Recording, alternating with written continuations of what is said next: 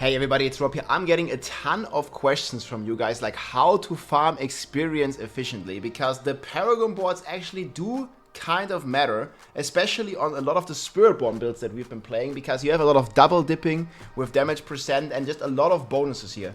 And I'm in the game right now and I'm about Paragon level 291, not using any exploits, and it's gonna be another like about 20 hours for me to hit a Paragon 300. And I want to show you here some nice tips and tricks and also some data that we've collected, how to farm experience most effectively, and also which build I've been using here to basically blast down like highest pits in just a few minutes basically. And this is frankly what's giving us the most experience in the game. So I've compiled this list here, the spreadsheet. I'm going to link this below too. There are every level, every Paragon level, plus the XP required and the difference of XP you need. And you see the XP ramps up, like you start at like 15 million at 200, and all the way at the end you need 1 billion experience per level. You can already see here, I already need 700 million XP, so the XP curve goes up like exponentially crazy. And only the high level need really a lot of XP. Like you notice, like the first 200 Paragons are very easy. The next, like up to 250, is still extremely fast. And then it really starts to slow down. And I'm going to show you some of the graphs here and then also some of the methods how to farm this XP. So in general, you can say, like if you're looking at the time it takes here, if you're playing at the highest efficiency, going from Paragon 200 to 300 takes you about 61 hours. If you're playing like efficient strategy. And again, like only going from 200 to 250 would only take you 6 hours using the strategy here that we're going to talk about. And only at the high levels, like here from 290 to 300, even if you are doing most efficient thing, it's going to take you like about 24 hours just for these last 10 levels. That's why there's not that many people on 300 Paragon yet, because the last like 30 levels or something, they really take long. And there's basically a few ways to farm experience. So what a lot of people have suggested and what they've been doing early on is farming Infernal Hordes. However, this is not really the most effective way, because you can't really control how many monsters there spawn. There's always a limited amount of monster, and the waves, they take rather long. Like you have 10 waves, you have a break in between. It's not that many monster kills per hour. I think you can get about 250 million experience per hour. And that would still mean, even at this efficiency in doing hordes, I would still need about more than 3 hours per level. Like significantly more actually, especially on the last levels, it would take like more than 4 hours per level. And this is not the most efficient strategy. However, it is a pretty chill strategy. Like you just do the Infernal Hordes with your party members, you can share the keys and get a lot of XP there. But again, this is only like half the efficiency of what you can do in pits. So the way that pits work is the higher pit you go, and I have a full list here, the higher pit you go, the more experience you're getting, like all the way up to 150, where you get 11 million just for the quest closing. And there's also always a run experience that also scales up. But the scaling of the XP per tier is significantly like outweighed by the life scaling. So you're getting about 1%, you can see it here, it's even less, like from 100 to 110, it's only a 7.55 difference. So you're not even getting 1% XP per tier. However, the monster health does go up by 25% per tier. This is the estimation right now at least. So it is in general not worth it to do the highest pits. Because like even if people can run 150, in like 3 minutes, if they get the perfect rift, they cannot do so consistently. And even 150 at 3 minutes would not compete with doing a lower tier, like 100 or 110, whatever you can like kill very fast in terms of experience efficiency here. So you can see here 150 even at 15 runs per hour, which is basically 4 minutes consistently. And you need to kill the boss as well, so this is almost impossible, even with the strongest meta build. Like you would get significantly less XP than just running some of these lower pits, for Spiritborn anyways. This is going to be mainly about a Spiritborn video. I'm also going to have the build link that I do this with, linked in the description. This is basically a build that is like focused on teleporting speed and also AoE coverage, where we use the rebounding aspect and Harlequin's Crest for cooldown. We'll talk about that a bit more in a second. But anyways, like what you want to do and what the key is for Paragon grinding is speed, speed, speed. And I'm going to show you here footage of us doing speed runs. And ideally, you can do this solo, but ideally you want to do this in a group. And this here is like some of our good runs here in action. Obviously this map is like very good and not every rift, not every pit will be this fast, but we are rocking pit 110 here. And just look how fast we're clearing it efficiently with a group of friends. Again, you can do the solo as well. Solo will be about 50% slower, but the monsters will also have less HP. And you can see like how we basically manages to like have the big AoE coverage. We have a tremendous amount of like teleports, like it's a very fast-paced build. And we have big AoE. We kill everything and we just spawn the boss in 40 seconds here. And then also the boss also just instantly dies here with the Spiritborn, giving us a total runtime here of 42 seconds here on the clock. You see here 42 seconds and the boss is down. And obviously like 42 seconds is not the average run, but you can just see like the kind of power that you can reach with this. And I'm just calculating about 2 minutes. So this is like 30 runs, 29, 30 runs per hour. Just remember that you also have town time, right? Like you need to kill the boss, loot the items, and it's also the best way to farm greater affix items. Like in every pit 100 plus, on average, you are getting one greater affix item, which is a great way to upgrade your aspects on top of farming paragons, and is also a great way of getting the Murmuring Obols here to then gamble for mythic uniques and gamble for any unique that you want. Most people are gambling gloves. I'm gambling gloves, for example, to like specifically target farm certain items and get even more aspects. Like if you're missing, you know, like a good interdiction, I've not traded any of my aspects. Like I found this interdiction. I found this redirected force, like all on stream basically. I don't have a perfect one here yet, but I have a pretty decent one. And yeah, these aspects here, I found them myself by just running pits and like blasting some Paragon levels recently. And it works very well. I think overall, it's the most efficient thing to farm, especially on a Spiritborn, because you can do so high, so fast, and there is a lot of crazy nodes here in the Paragon boards. For example, damage percent, it might not sound like much, or 10% damage, Rob, but this 10% is multi-dipping your multipliers. This 10% ends up more than 30% additive damage increase. Same for some of the nodes here, like vulnerable damage and other stuff. You can get a lot of damage out of these here, and you also need a lot of Paragon for the final requirements in the final boards to get more lucky hit and to get more attack speed and things like that. So Paragon again is optional, but it is still a pretty significant power boost, at least like up until like, if you're like level 220 or something, I definitely recommend you focus a little bit on Paragon until you are like level 250 or something, because that's very fast with the strategy here, and that's also very efficient for power gain as well as getting aspects ready, like interdiction and in particular also redirected force. They are like huge differences, and I would say if you farm this efficiently, like for like, I don't know, 30 Paragon levels, like you will definitely get, not 100%, but there's a high chance you will get a new aspect going. So what we do again, group, and then whatever level is comfortable for you.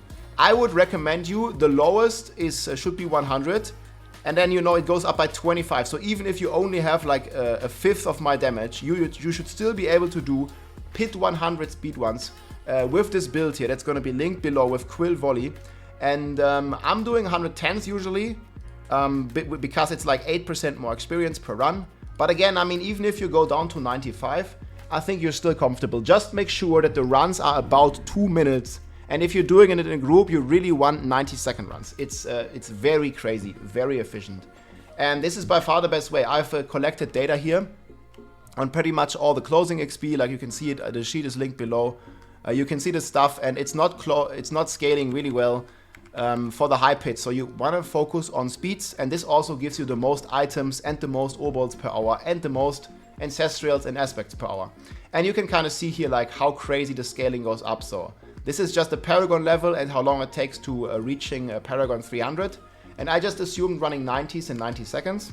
So this is basically 90 seconds for the run and then 30 seconds for the town time, salvaging, opening a new run, going through the loading screen and everything. So you can see here from 200 to like 240, it only takes like 4 or 5 hours using this method. So if you are like somewhere in the low 200s, guys, just do a couple of pit runs, try to do them with friends together, and just play for like 3 hours, and you will see your Paragon jump by at least 10 to 20 levels. Like, trust me, like you just do this, follow this guide, and like again, the planner is going to be linked. So we are rocking a quill volley version here. Well, I'm thankful I'm not in hardcore. So we are rocking a quill volley version here, and we are doing some changes for the normal OP version. So what we're doing is we're taking the rebounding aspect. This just allows us to cover an insane amount of AoE basically, and basically have our feathers here like come back to us and making insane amounts of damage here. And the next thing we change is we play Harlequin's Crest. So we have a tremendous cooldown on our Hunter. You see it's only 13 seconds. Even if I don't kill enemies, my Hunter cooldown, if I attack, is getting reset by like 2 attacks basically. So in theory, I can just keep doing this if I want. Like I can just keep porting. And then on top of this, you can also teleport with your Ravager in the runs. You see here, just me attacking, like basically resets my Hunter. And obviously if I kill stuff, it also resets it, right? But you see the base cooldown is like 10 seconds. And it resets very quickly anyways. And on top of this, in high tier, you can also use your Ravager to basically teleport to the monsters like all the time. See here like this, and then you use the Hunter, and then you teleport again. Boom, boom, and you do this in the pits. Like, I'll show you some more footage here at the end. Like, that's basically like how you can be extremely fast in all these situations.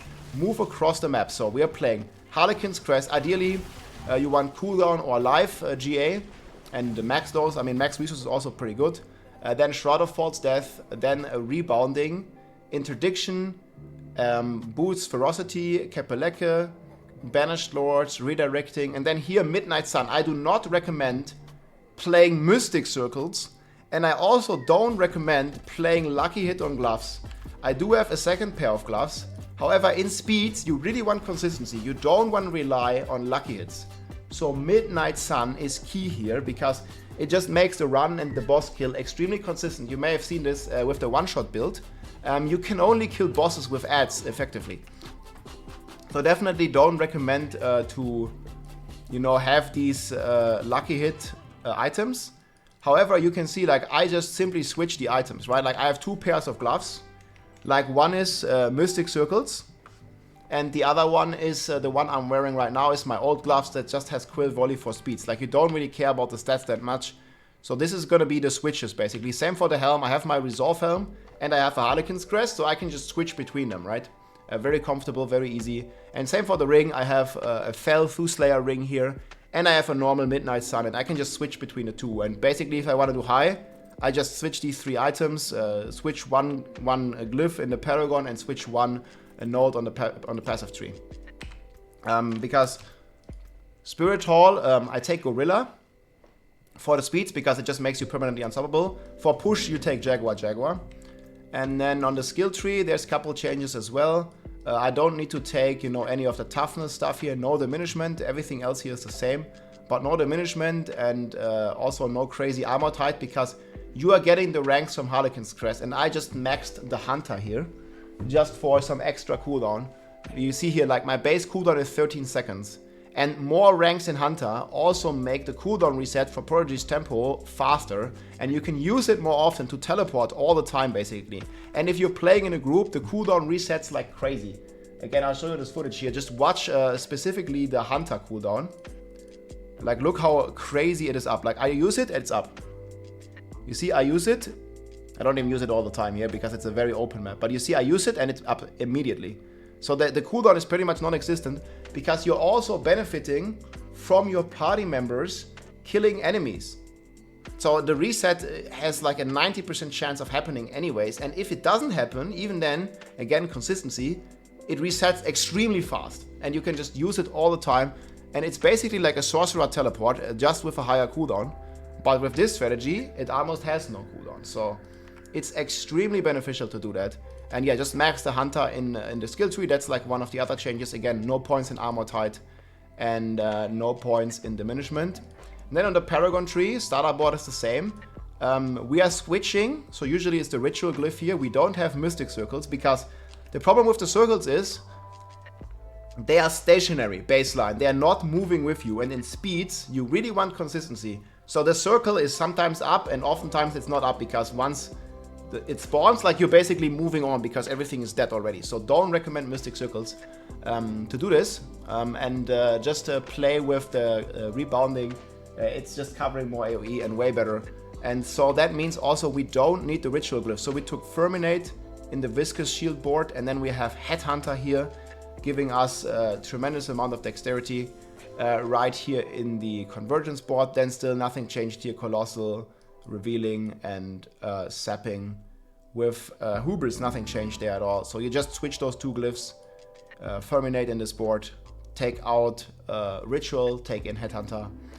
And yeah, that's pretty much it, guys. Like with this strategy, I hope it helps you because again, you get a tremendous power boost. Again, the spreadsheet is going to be linked. You have the entire overview, and I wish you good luck with the Paragon grind. One last thing I wanted to mention actually is the Paragon bonuses. So we have pre-buffs, like you always want to drink an elixir, you always want to drink an opal because they give you bonus XP, and you always want to drink 3 incenses. You can share them with your party, like you just smoke up at the boss usually or before the run starts. They last for 20 minutes and you have a ton of mats to get those. So that gives you a lot of bonus XP. Also make sure that you have the urn maxed. This is also pretty good. And then there is another strategy. However, I don't really recommend this. They added these pools of reflection, these yellow pots of pools basically that we also had in D3. They call it like the yellow piss pools. And these are not really efficient in Diablo 4 because they only give 15%, and that 15% is additive to all the bonuses that you already have with the incenses, with the opal, with the elixir. It's a multiplier to a general XP, but additive in the same category. So it's not really beneficial because they also only spawn in normal dungeons and nightmare dungeons, I believe. But it's very ineffective to actively look for them. They only give a 15% additive boost, which is pretty much nothing. And all of these experience bonuses, and I tested this, they only count for the monsters you kill. And if you see here in my spreadsheet, the majority of the experience is coming from those, I think this was Pit 130. So in a Pit 130, you're getting almost 10 million for the closing, and you're only getting 6 million. This is with all the XP bonuses. You're only getting 6 million for the monster kills. And all these bonuses, all this experience, it's only affecting 1/3 of the total experience that you get in a pit. So you get, here a 5% XP increase, but it's only on 33% of the XP, right? So it ends up like, only having 1/3 of the efficiency. So instead of 5%, you're getting 5 divided by 3. Like it's only like 1 and a little bit percent, like 1.5 something, whatever. Like, so it's not really that beneficial, and don't look for those pools. It's not worth it. Just rather do another pit the time it takes you to find the pool. Just do one more pit run and you'll basically get there. But yeah, my friends, hope this helps you, and yeah, get some Paragons. It's, again, doesn't really take too long. At least going up to 250 is recommended. Then you can follow my planners, and it's gonna be a smooth sailing to beat Pit 150. I hope this video helped you, and I will see you soon. I'm gonna play to 300, and I'm gonna show you the title and a bunch of other things that we're gonna get from Paragon 300. Take care, my friends. GG, let's go. If you liked this video, make sure to subscribe, leave a like or a comment. I'm also live on Twitch almost every day, so come and say hi.